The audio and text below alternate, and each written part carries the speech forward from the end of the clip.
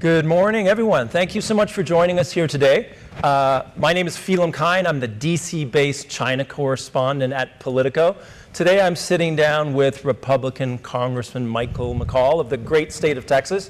Congressman McCaul is a veteran of the House Foreign Affairs Committee and is current vice chair of the House Homeland Security Committee. So it's a really great opportunity to sit down and dig into some really interesting issues. The congressman was last joined us at the Munich Security Conference a few months back, and we're really grateful that despite the absence of beer and bratwurst today, he managed to come back. So it's a real opportunity. Congressman, thank you so much. Yeah, thanks for having me. I want to jump in really quickly here and kind of go with the news, and that is, I mean, this is an unparalleled opportunity because of your experience, expertise, and insights. You're no longer the chair of the HFAC, House Foreign Affairs Committee, you're the emeritus, and the word on the street is you're going to speak with a level of candor and news-breaking grit that we've never had before. So we encourage that impulse. Yeah. So going off the news, President Trump has said that any moment now, this week, he is going to have that long-awaited call with President Xi Jinping of China. Now, besides talking about tariffs, I just wonder, what do you think should be the most important things that are raised from the U.S. side in that call? What would you want to be saying and getting from Xi in that call? Well, obviously opening markets in China, I think that's what the president's trying to achieve. From my perspective, just given the aggression I'm seeing in both the Taiwan Straits and the South China Sea that I've seen personally in my visits over there, war game exercises, threatening the Philippines in their waters, would be a de-escalation of the conflict. Mm-hmm. If we can become more economically tied partners, that helps in maybe lowering the tension. But I have to say, I'm not incredibly optimistic. I think Chairman Xi has his goals. He's closely aligned with Putin. I call it the unholy alliance. It happened in the Beijing Olympics. After Afghanistan fell, they made this partnership, and that's when Putin decided to invade Ukraine. And with the full backing of Chairman Xi, and they're tied to the Ayatollah and Kim Jong-un. Right. So low expectations for whatever might come from this. But I think it'd be a healthy discussion because, again, doing war game exercises when I was there, sanctioning me personally, we were, had threats on the military aircraft over the South China Sea that we were invading Chinese sovereign territory. Just seeing that escalation build up, and it is a great power competition. And we have to recognize that it's not going to go away. Mm-hmm. I don't think Chairman Xi's ambitions are going to change. But if we could de-escalate, because imagine a situation like an invasion of Taiwan, 90% of the advanced semiconductor chips are being manufactured out of Taiwan. Mm-hmm. An invasion would shut down 90% of the global supply, which is why I introduced the CHIPS Act. Mm-hmm. The other could be the security agreement with the Philippines. If a miscalculation and a ship is downed in the South China Sea, how would that escalate? This could be the World War III scenario, where you have the United States, Japan, Philippines, Australia, UK versus Russia, China, Iran, North Korea. Dark, but a perfect segue to my next question. You mentioned Xi Jinping, you mentioned Putin, and you have consistently made the case that as goes Ukraine, so goes Taiwan. We've seen a level of skepticism amongst GOP lawmakers in recent months about commitments to Ukraine. I just wonder, what is the status of this argument that you're making, or in terms of the necessity of supporting Ukraine in order also to ensure that Taiwan stays free, democratic, and free from invasion? That's a great question, and you don't have to take my word for it. I listen to the leaders in Japan, South Korea, Philippines, even as far as Australia. And the AUKUS program, by the way, is going to really enhance our defense and deterrence. But they all say that. And all the intelligence briefings I've had make it very clear that she is looking at what's happening in Ukraine. And in fact, the good news right now is that it hasn't gone well for Putin. I mean, he was supposed to take it over in 4 or 5 days. Mm-hmm. Now we're into 3 years. And I think she is sort of calculating all this in terms of what's his next step. I don't think he wants to be drawn into an entanglement that's going to go on like that. And so I think it has already provided some deterrence. All right. So on the battlefield in Ukraine now, we have Russian troops facing off against Ukrainian troops. We have North Korean units that are there as well. Last couple of weeks, we've had revelations of Chinese troops there as well. We don't know if they're freelancers deployed. So my question is this a world war? Are we like hiding this here? Are we saying we are in a world war right now, or not quite yet? I'd say it's a proxy war between NATO and Russia. Now NATO's not, Article 5 has not been, has not been invoked. However, we are sending the weapons. I passed the emergency wartime supplemental as chairman of the Foreign Affairs Committee. I would argue, had we not passed that Russia would be occupying Ukraine today. I think by passing that, we've stopped, and had that happen, Moldova would have fallen, Georgia, then the Baltic states are being threatened. That's Putin's, that's his eventual goal. He has the Russian Empire, if you will. He envisions himself like Peter the Great. Mm-hmm. The question is Putin going to negotiate in good faith? Now, I'm all for peace. I think Biden started a lot of fires around the world, and Trump's trying to put out these fires. But I don't think he's negotiating in good faith.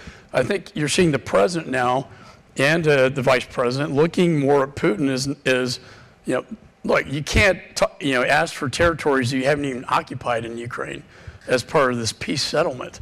It has to be a fair deal, not peace at any price. My dad was a World War II veteran, bombed the Nazis, and I remember history and Chamberlain and Hitler, and appeasement doesn't work long term. Yeah. Congressman, going with the news, we know that as of now, Vladimir Putin is refusing or has declined to join the proposed ceasefire talks in Turkey.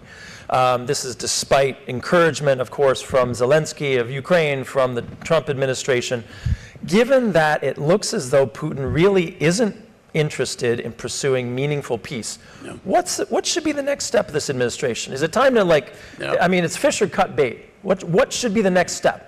I think his refusal to go to Istanbul, again, Zelensky has agreed to the mineral deal. The Ukraine parliament has blessed that. Zelensky has agreed to a 30-day ceasefire. Putin's response is bombing Ukraine on Palm Sunday. Zelensky has agreed to a 30-day ceasefire, have talks in Istanbul. Mr. Putin doesn't show up. There's a pattern here. It doesn't take an expert to see the lack of sincerity in this negotiation. And I think I've always predicted it's a matter of time before the president and vice president start turning their sights onto Putin as a problem. And the next step, Lindsey Graham has a sanctions bill that I support in the House, and I think that, and the president's already sent $300 million of F-16 parts into Ukraine now. There's a presidential drawdown authority from the wartime bill that I passed that's still available to send more weapons in. So I think it'd be a combination of sanctions and more weapons to get him to a place where he'll negotiate in good faith. Jumping back to the Indo-Pacific, and I know that you have visited Taiwan on multiple occasions. You have a lot of fluency in that area. On multiple occasions, former President Biden has said that if there were ever an attempt by the Chinese to invade Taiwan, that the U.S. would defend Taiwan. At one point, he said in an interview that would mean U.S. troops, boots on the ground. You applauded him, I believe, for saying that. That violated this idea of strategic ambiguity, that we don't say, the U.S. doesn't say exactly what it will do, so it keeps China off, sort of unbalanced. Where are we now in terms of tensions across the strait, Xi Jinping's ambitions? China now is the largest naval force in the world. Is it time for us to kind of put strategic ambiguity in the dustbin of history and say, look, you invade, here's what we do? What's your thought? Well, you stop aggression through deterrence. Mm-hmm. You got to get in the mind of Chairman Xi, is it worth the risk or is it not? Mm-hmm. And deterrence through AUKUS, I think, has helped. I know he's very concerned about that. I passed that on the National Defense Authorization. He's also concerned about the weapon sales that I signed off on to Taiwan that took our defense industrial base is another issue. It took 5 years to get those weapons in, and the emergency wartime had foreign military financing. On the doctrine of strategic ambiguity, this goes back to the Taiwan Relations Act of 1979, where Congress actually started dictating foreign policy, not the executive. You almost have to learn a vernacular when you go to Taiwan through AIT, which is their embassy, as to what is acceptable to say and what's not. And what I found out is if I went over to Taiwan and said, you know what, I support an independent Taiwan, I support violating the one China policy. Sounds great. The problem with that is that it's a red line for China, and we know this. If we start going down that road, or if Taiwan says that, then we do risk an invasion. I think we just amp up the rhetoric, and we know it's a red line for China, and we make it more likely that they would invade. But what it does provide, the 1979 Taiwan Relations Act, is that we can arm them. So it basically says, okay, we'll adhere to the one China policy, but we can arm Taiwan, and that's what we've been doing, but we need to do it greater. I think the AI part of AUKUS to provide these AI weapon systems in the Pacific, Indo-Pacific, as I talked to Indo-PACOM Commander Paparo, this is what he needs to provide that kind of deterrence, to have these autonomous like vessels underwater that can surface, deliver all sorts of weapon systems at a very agile, fast rate. In addition to the nuclear submarines that we deployed after AUKUS. That's the beast of the ocean, and Chairman Xi is very concerned about that. All right. So the GOP platform of 2024 removed for the first time since Reagan's era any mention of Taiwan. The president has expressed skepticism about the U.S. relationship with Taiwan. He speaks a lot about how Taiwan, quote unquote, stole the semiconductor industry. He said at one point that it would be difficult to defend Taiwan because it's so close to the mainland. There are concerns in Taiwan about what's the level of U.S. commitment to the island. What can you say today in terms of how justified or not those concerns might be? I think the Congress is very committed to Taiwan. What worries me is, like Colombia just yesterday, they accepted Belt and Road Initiative, and with that they have to be anti-support for Taiwan. We're seeing this all over the world. So that is a concern. It's up to the American people whether they think it's worth going to war over for an island off the coast of China. Now, the biggest argument for it and to defend it is that we have a history of defending Taiwan. We did it in the emergency wartime supplemental. But I think the biggest, I've been to TSMC, massive factory.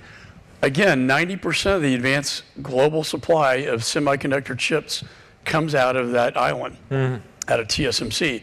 If China invades, they either own it or they break it. When I met with the CEO of TSMC, I asked him, the ultimate question, what would happen if China invaded? He said, we would likely shut down. Now imagine what that means for the rest of the world. You think COVID was a problem? This would shut down 90% of the advanced semiconductor supply for the nation, which is why we need to nearshore, bring the supply chain back to the U.S. and manufacture it more here. All right. Lightning round, sir. We have 60 seconds and perfect setup. You mentioned Colombia is joining the Belt and Road Initiative. This is obviously a soft power victory for Beijing. They're going all out in terms of a diplomatic charm offensive. USAID was the sort of soft power, superpower of the United States. It's been dismantled. You spoke very powerfully in 2023 when speaking to then Administrator Samantha Power that USAID needs to be strengthened and preserved. Where are we in terms of the U.S. soft power abilities versus that of China right now? Well, when the diplomats fail, we go to war, and that's what my committee, it's a committee of war and peace.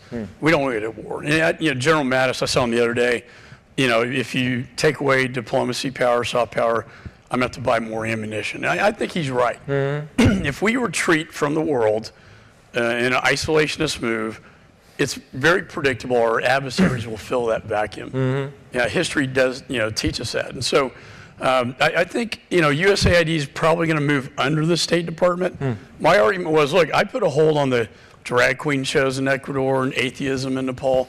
Some really stupid things they were doing. But you don't throw the baby out with the bathwater. I think the core mission was to counter the Soviet Union in '61. It's an extension of the Marshall Plan, which was very successful after World War II. And I think now it's to counter China's Belt and Road, along with MCC. All these things are important. Development Finance Corporation. All these things will be part of a rescission package that we'll entertain after reconciliation. They can't eliminate organizations, departments that are being created by Congress. So I think we're going to have that sort of exchange. But I would say eliminating all your soft power just draws us closer to conflict. Great. An amazing discussion. 17 minutes goes by like nothing. Thank you very much, sir, for joining us, Congressman. Thank you for taking the time to join us. Next up, please join me in welcoming Representative Raja Krishnamurthy to the stage. Thank you. Thanks so much. Congressman, thank you so much. Enjoyed it. Real pleasure. Yeah, thank you.